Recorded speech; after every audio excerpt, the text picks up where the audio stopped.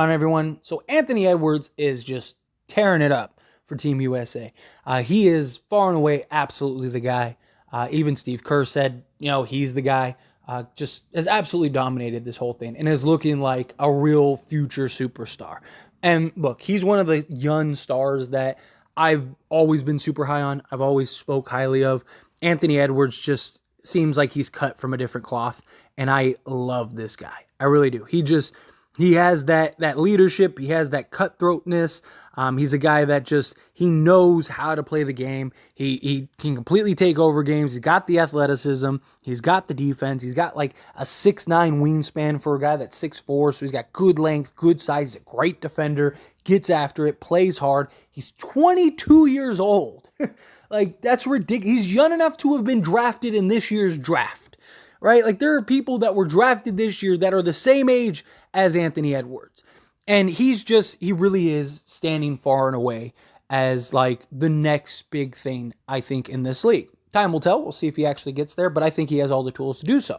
But with that being said, he is gaining the experience from Team USA, right? He's playing against some of the top players, other franchise guys on other teams, day in and day out, game in and game out. And we have seen the impact that playing for Team USA has when they go back to their respective rosters and play in the NBA. And so there is a real possibility that Anthony Edwards takes another step this year into just like, hey, I am him, I am that guy, watch what I can do. And it's crazy because this guy is already that guy, right? He's 25, 5, and 4. Like, he is all-star level, ridiculous type thing. But does Minnesota as a whole have enough to really make some noise this year, right? Now, I am still not a fan of the Rudy Gobert trade, right? I still think that was a terrible decision. I thought that the Minnesota Timberwolves were on the right path. I thought that they were young, they were hungry, they were up and coming. They looked like they were set to go. And for whatever reason, Minnesota thought it was a great idea to push the chips to the table and get Rudy. Now, I understand the thinking behind it of like, okay, well, two of the big things that we lacked the previous year was rebounding and interior defense.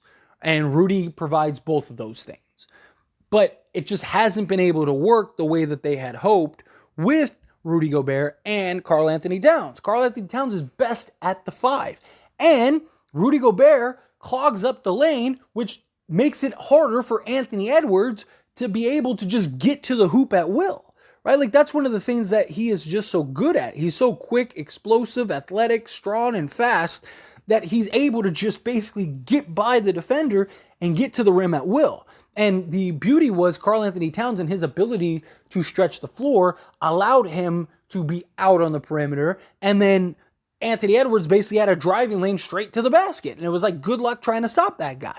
So we saw him have to kind of adjust and make adjustments. And at times it was just clunky and awkward.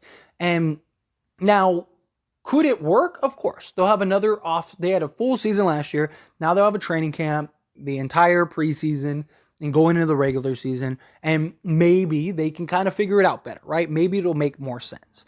I think it's either that or the other option is you just trade Karl Anthony Towns, right? Like, look, I like Karl Anthony Towns. I think he's a great player.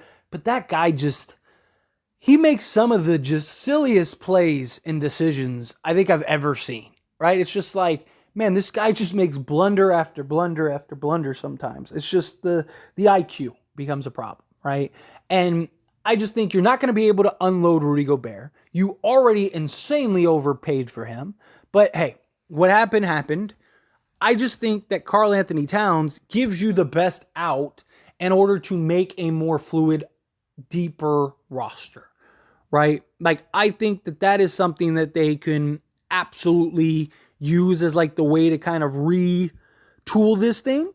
I'm not saying that they will. I'm not saying that they should necessarily yet. I think that they should at least give it a shot, right?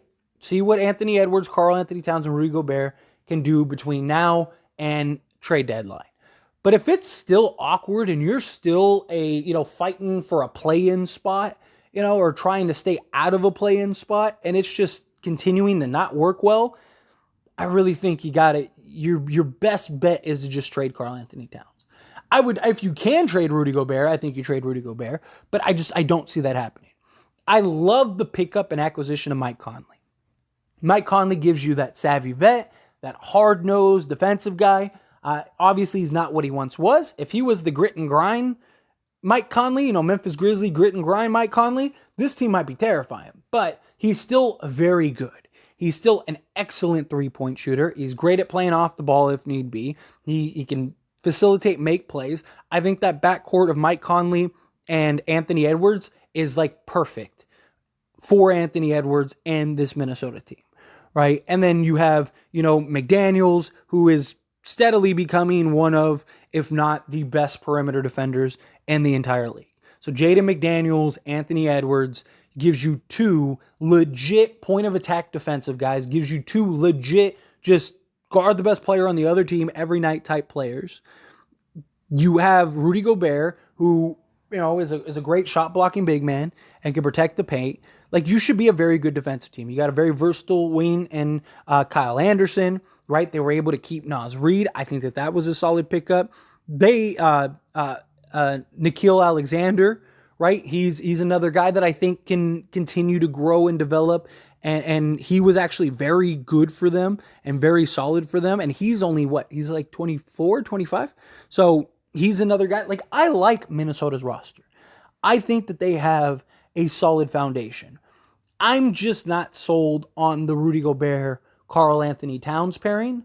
And I wonder if at this point what's best for Anthony, because Anthony Edwards is your guy. He's your franchise guy. He's the guy you're building around, right? Like, if you had no choice, if you had to choose between Karl Anthony Towns and Anthony Edwards, you're not choosing Karl Anthony Towns. You're doing whatever you can to keep Anthony Edwards. But if this starts going sideways again like last year, and you're the 6-7 seed, which very likely could happen, right? It's like, at what point do you just say, okay, we need to change it up here? We need to fix something here. And you're not going to get a bunch of stuff for Kyle Anderson or a Mike Conley or, a Rudy Gobert or Naz Reid. Like, you could probably get a bunch or a solid amount for Jaden McDaniels, but he's not getting paid anything, right? Like, so you're not going to be able to field that into like a real legit, like, here's a bunch of things. I think you have Anthony Edwards, Jaden McDaniels. Those are your two building blocks. Those are the two guys that you're building this roster around, because I think Jaden McDaniels can legit become one of the top two-way players in this league as far as like being on ball and knocking down the three ball, like legit 3-and-D guy, right? I don't necessarily mean like Paul George, Kawhi Leonard level, but I think he could be he can guard the best player on the other team and he can knock down the three ball. And that's what you need. And then Anthony Edwards is your superstar in the making, right? That is going to potentially be a top 5 to 10 guy in the league at some point, I think, right? We'll see. I think everyone else is expendable. And I think at some point you look at it and you go, okay, who do we have that we can now rebuild and retool this and have this look different and actually now have more complementary pieces? All right, well, let's unload Karl Anthony Towns. And Karl Anthony Towns, I think, could get you a more reasonable power forward for the future. I think Karl Anthony Towns could give you a more, more depth that makes more sense, right? Like, can you go and turn Karl Anthony Towns into those kind of things, right? To where you can get some real depth, some real size, maybe some more youth. You got Anthony Edwards, McDaniels, Rudy Gobert. Go get yourself a 3-and-D power forward, or you can even have Daniels play the power forward because he's like 6'9" or whatever, and that's basically the size of power forwards in today's NBA. And then go get yourself a perimeter guy. Like, can you turn Karl Anthony Towns into like OG Anunoby in some pieces? Right? Then, I mean, at that point, you'd be one of, if not the best defensive teams in the league. You'd have great shooting. You'd have a guy in Anthony Edwards who can just do everything. Rudy Gobert's guarding the thing. Good luck trying to score out on the perimeter with OG Anthony Edwards, Mike Conley, and Jaden McDaniels. I don't know. I almost like that better. right? I'm not saying you trade Karl Anthony Towns just for OG, right? You got to get more than that. But do you do something like that, right? Or maybe like a Pascal Siakam, right? Do you trade Karl Anthony Towns for like a Pascal Siakam and something else, right?